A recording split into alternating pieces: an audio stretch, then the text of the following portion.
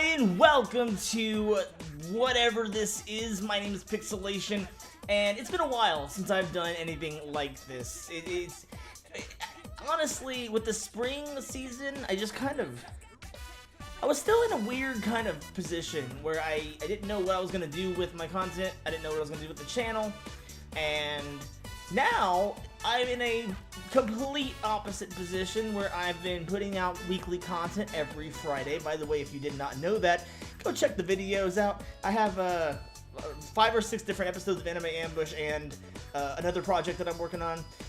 Every Friday at 1 o'clock p.m. Central Standard Time is when you will be able to see new content from me. And then, you know, just random stuff like this every so often. But today, what we're going to do is we are going to take a look at what we have to look forward to in the summer 2019. Like I said, I didn't get a chance to really do anything like this for the spring. I didn't really watch much in the spring, to be honest with you. I watched Attack on Titan. I watched the first 5 episodes of Fruits Basket. What else did I watch? I don't even know. Rising of the Shield Hero, obviously. I've been more focused on, like, older shows, because I'll watch, like, occasionally I will watch, like, another show, a show that's aired a long time ago when I go to the gym. So, you know, I've been watching Maid-sama and World End and Orishura, and, you know, I didn't really watch a lot of new stuff. But this season, maybe it'll be different. Summers are usually kind of lukewarm for me. I don't really... last summer had a couple of good shows, but also last summer was when I quit making content. So I don't know if that's a correlation or not. So we'll see. So let's go ahead and jump into it, shall we? So first up off the list we have Is It Wrong to Pick Up Girls in a Dungeon Season 2? Which is like... Yeah, I never watched the first season, so I really don't know for a fact if I'm going to watch this one. I need to watch it because a good friend of mine is actually the main character in it, Bryson Bogus. He is Bell Cranel, I believe. And, you know, it's one of those things where it's on my list. I have a long list, guys. I'll point y'all in the direction of my video where I talk about my long list. But yes, there's no synopsis for it, and there's no actual air date. It is coming in July 2019, so it should be starting soon. I think I'm making this video right at the cusp of when it would be irrelevant. So, but yes, How to Pick Up Girls in Dungeon Season 2. Hopefully I will get around to watching it, and then, you know, I'll watch Season 2. So, then we got a new show that I'm hearing a lot about, and it's called Dr. Stone. By TMS Entertainment. So it seems like kind of like the newest big shonen hit, and or maybe even seinen, I don't know. But I am very interested in where this is gonna go. Let's take a look at the synopsis. One day, Uki Taiju builds his courage to confess to Yuzuriha, the girl he loves, when the sky is filled with a strange light. Everyone touched by that light is turned to stone. After 1,000 years trapped in stone, he breaks out of his shell and starts to explore the world. Until he finds his old friend Senku, who was freed from the stone state half a year ago. Taiju and Senku decide to team up and bring back the now lost human civilization, starting by investigating the true nature of the light that turned them all to stone thousands of years ago, and how to fix the situation. The science fiction adventure series follows what happens when suddenly the world's biggest ever crisis arrives. See, that sounds really interesting to me. And mostly because I like the stories where it's like kind of post-human civilization, like what would happen after if we all just didn't exist anymore. And this seems to be kind of like a story that's set like thousands of years after the end of human civilization, and I'm really curious to see how they handle it, because if they do it right, this could really be a good series. I'm gonna check this one out for sure. That's probably the first. It's the second title we've talked about today, but it's the first one that I'm actually gonna give a shot. You know, other than whenever I get around to catching up with Dungeon. So next up we've got Arifareta Shokugyo de Sekai Saikyo by White Fox and Asreed. Among the class that was transported to another world, Nagumo Hajime is a ordinary male student who doesn't have ambition or aspiration in life. Called incompetent by his classmates, the class is summoned to become heroes and save a country from destruction. Students of the class are blessed with cheat specs and cool job classes, but that's not the case with Hajime. His job class is a synergist, and his stats are very normal, mediocre. Synergist, to put it in another word, is just the artisan class. Being the weakest, he then falls to the depth of the abyss when he and his classmates are exploring a dungeon. What did he find in the depth of the abyss, and can he survive? So this seems like it's just going to be another one of those, kind of like another isekai series. I usually stay as far away from those as possible, unless I hear that it's exceptional. Like, if we get another ReZero, or if we get another Slime, or if we get another Shield Hero, then I'll probably give it a shot. But this doesn't sound like anything like what I'm thinking of. So, that being said, it is based on a light novel, which makes a lot of sense considering it is an isekai series. I think it will be a surprise if we ever get a isekai series that is based on a game or based on a manga. Moving on. Next up, we've got Enin no Shobotai by David Production. This is Fire Force. It's Fire Force. Which I'm also really excited about this one because it seems like it might, if I'm not mistaken, it's by the same author as Soul Eater, and I'm really curious to see how, the aesthetics from Soul Eater, carries over to the next series by them. Year 198 of the Solar Era in Tokyo, special fire brigades are fighting against a phenomenon called spontaneous human combustion, where human beings are turned into living infernos called infernals. While the infernals are first-generation cases of spontaneous human combustion, later generations possess the ability to manipulate flames while retaining human form. Shinra Kusakabe, a youth who gained the nickname Devil's Footprints for his ability to ignite his feet at will, joins the Special Fire Force Company 8, which composes of other flame users as they work to extinguish any infernals they encounter. As a faction that is creating infernals appears, Shira begins to uncover the truth behind a mysterious fire that caused the death of his family 12 years ago. Okay, so is it Shira or Shinra? I'm thinking it's Shinra, and they just didn't think to add the right name in the last part of the synopsis.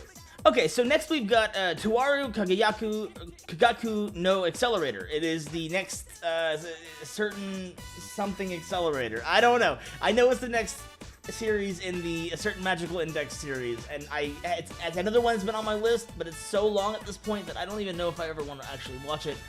But that being said, it is by JC Staff, so maybe I'll give it a shot, because JC Staff usually doesn't, they don't really disappoint me all too much. They usually kind of stick, they have some good stuff. They did Toradora, they did Golden Time, and they did a lot of stuff that I really enjoyed. So maybe I'll give it a shot once I get to that point, because I don't want to just start Accelerator and then be completely off. Oh, what's going on? Why don't I just watch Index first? But anyway, the Espers of Academy City are classified into 6 levels, where level 0 lacks power, while level 5 possesses an overwhelming amount. Of the several million Espers residing in Academy City, only 7 of them have attained level 5, and ranked highest among them is one known as Accelerator. Go down. Towaru Kagaku no Accelerator focuses on the strongest level 5 after he protects the cheerful Last Order at the price of much of his power. Recovering at the hospital, Accelerator has led a relatively quiet life until he ends up saving the life of Estelle Rosenthal, a mysterious girl carrying a photo of Last Order. Unfortunately, Accelerator now finds himself dragged into a new conflict in the form of a sinister organization called Disciplinary Action, which plots to use Last Order for a dangerous mission. Now that they have set their plan into motion and are in pursuit of the young girl, it's up to the world's most powerful Esper and his newfound companion to protect Last Order and defend Academy City in the process. So, to those who know this series, you're probably like, oh yeah, that sounds really awesome, but it was all gibberish to me. I have no idea what's going on. But yeah, So, moving on. Alright, so next we've got Teasing Master Takagi-san Season 2, which I thought was a joke, but apparently it is real, by Shin-Ei Animation. I liked Season 1, but at the same time, I think I need to give it a second shot, because I feel like towards the end, I was kind of hoping that it would just hurry up and be done. It was kind of exhausting a little bit. But maybe that was because I had a lot of shows on my plate and I was just trying to catch up by any means necessary. But yeah, I'm open to this. I want to give it another, give Season 1 another shot and give this one a fair go. Because the character designs are nice. I kind of wish they would have used Season 2 to do the sequel series, but maybe if this one's successful, we will see them go and do the sequel series as well. That looks super adorable as well. So, yeah. Next up, we've got Isekai Magician, and that's where I turn off. Now, I'm sorry. Look, I know that it is a trend in the anime industry to do isekai series all the freaking time, but it's exhausting, especially when you put the word isekai into your freaking title. Like, can you not come up with any better titles? I say that, but then they're gonna come out with this like 20-word title, and it's gonna be like, and I'm gonna complain about that. But yeah. Encourage Films. Let's read the synopsis. The story centers on Taichi Nishimura and his friend Rin, who both get transported into a fantasy world. While in the previous world, Taichi is a normal person who just has higher than average reflexes. Both he and Rin gain high levels of physical and magical ability and begin their new life as magicians. Yay! I'm so excited for that one. Moving on. What is this now? Doga Kobo, what are you doing to me? Dumbbell Non-Kilo Moteru by Doga Kobo. You had my attention. Hibiki enjoys the finer things in life, and when it comes to food, she's downright indulgent. When it becomes clear she's getting chubby, she decides to better herself by joining a gym. Oh, hashtag relatable content. In her attempt to find a casual gym, she meets Akemi, a comrade in arms. Little does Hibiki know, Akemi has an ulterior motive. What will this wonderful world of fitness have in store for Hibiki?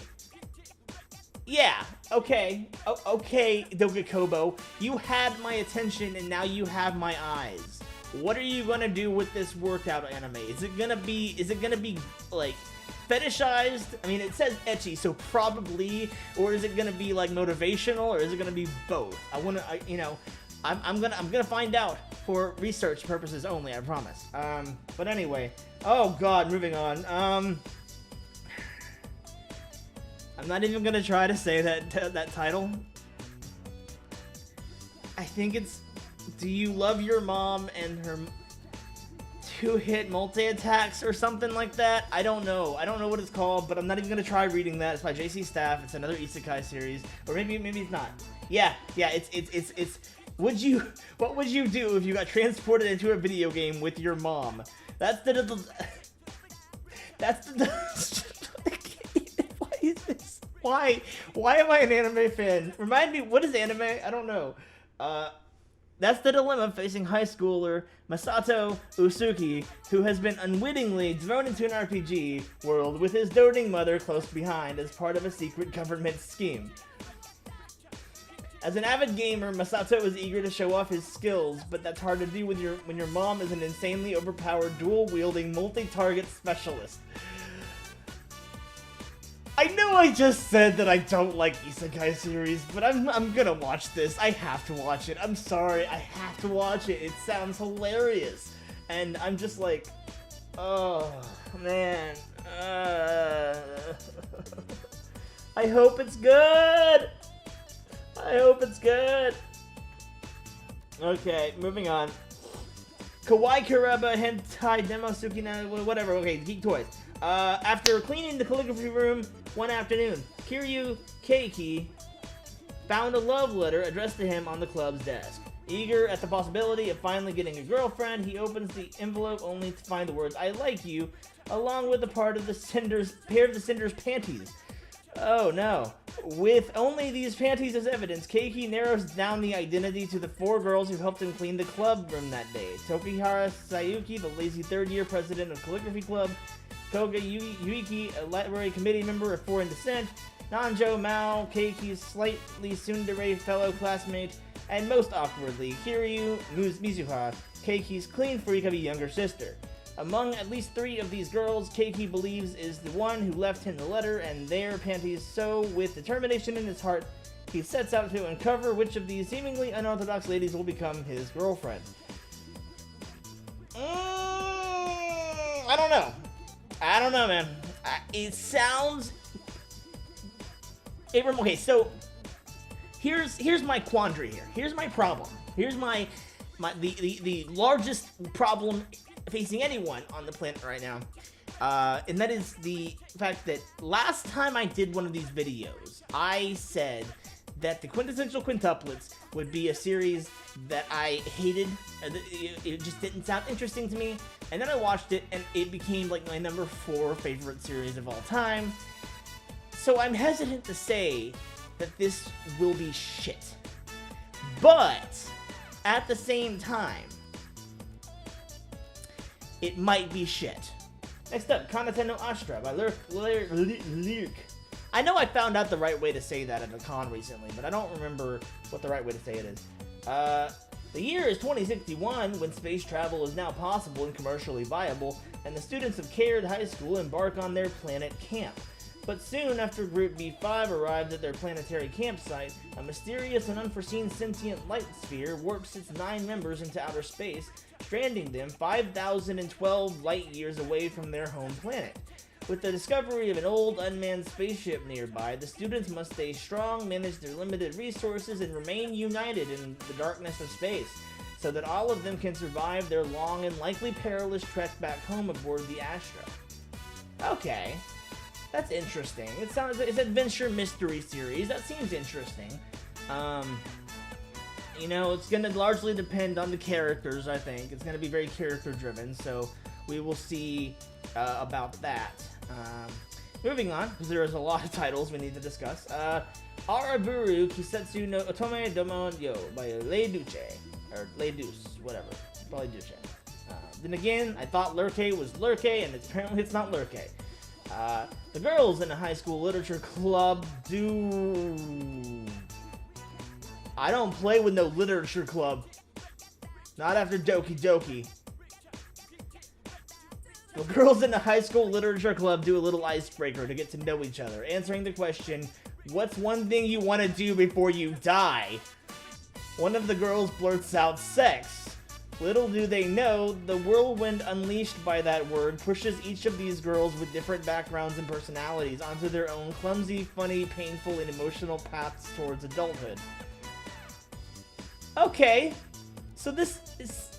And the art style kind of reminds me of, like, Asabi Asabase. And if it's anything like that, it's going to be hilarious, and I cannot wait to see more of this. But yeah, that's definitely on my list, I think. Moving on, let's see, what do you have to, it's not too bad. We're almost there, almost to the end. Next up, we got Naka no Hito Genome, or Jikyochu. It's a drama series by Silverlink. Okay, it's a drama series by Silverlink. I'm very curious. That alone has my attention. Iride Akatsuki is a popular game footage uploader. He wakes up one day to find that he's been kidnapped and taken to a strange place along with a number of other uploaders who specialize in different genres of games. A mysterious alpaca-headed host gathers them after the initial stage to explain how this game will proceed. Will the group of gamers clear the game and make it back to their real lives? Oh, yeah, that sounds awesome. I'm actually very excited for that. That sounds like a Danganronpa style series where all the people are just YouTubers. I'm excited. Yeah, let's go for that. Alright, so next up we've got Bem by Land Q Studios and Production IG. It's a collaboration, I suppose. The port town Libra City. Upper Town is the center of politics, economics, and culture, and is where all the wealth is concentrated.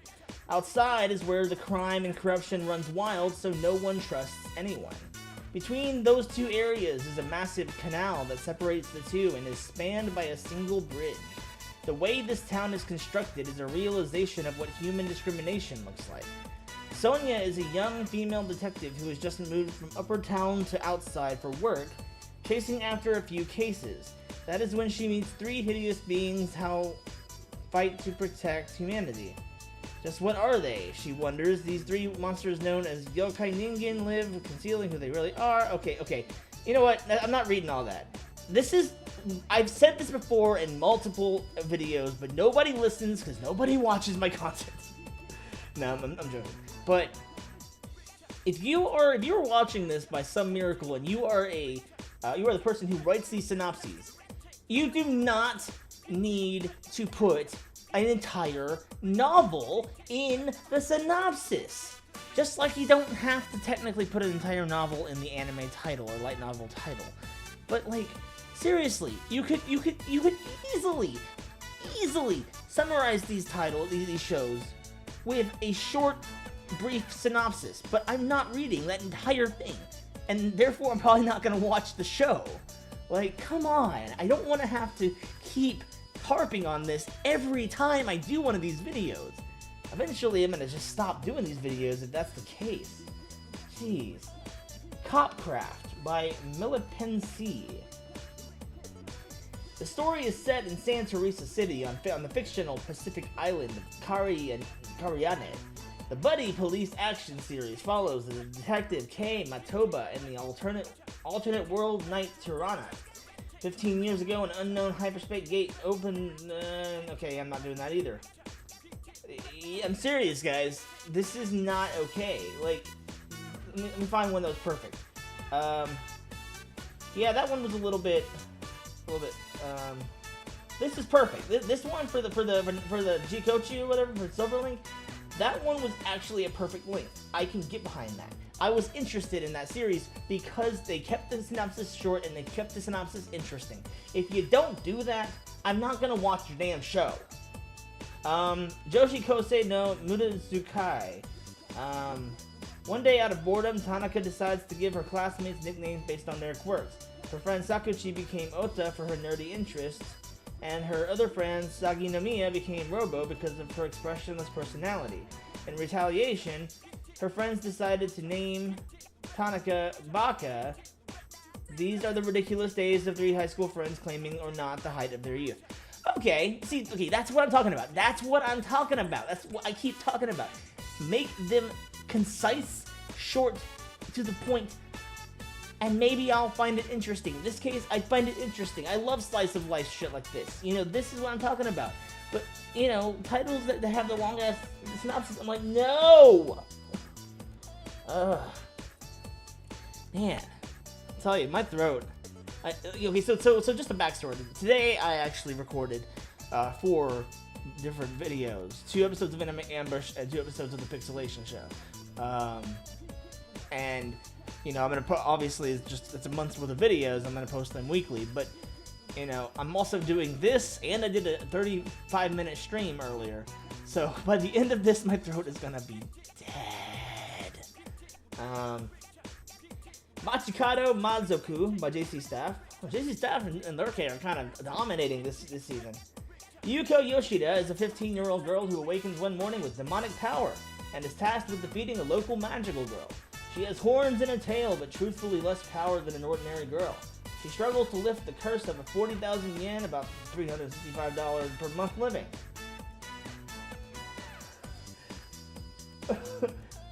What?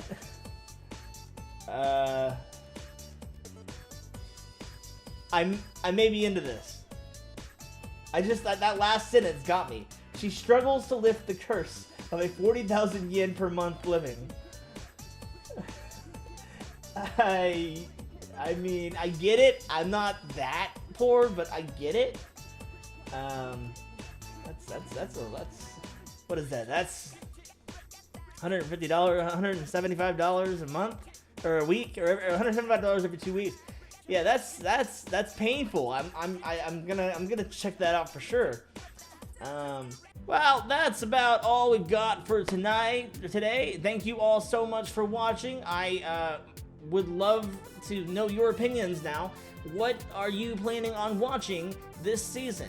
Let me know in the comments your top 5 favorite titles that we discussed today, which ones you were most looking forward to. And also, just so I know you're watching, in your comment, when you tell me your top 5 picks of the season, I need you to do me one more favor, and I need you to say the word hippopotamus somewhere in your comments so that I know that you watched the video. So thank you very much for watching. This has been Pixelation. Most likely you will see another video next week, next Friday at 1 o'clock p.m. Central Time. Go watch that. Go watch all my other videos. And until next time, this has been Pixelation, reminding all of you to stay pixelated.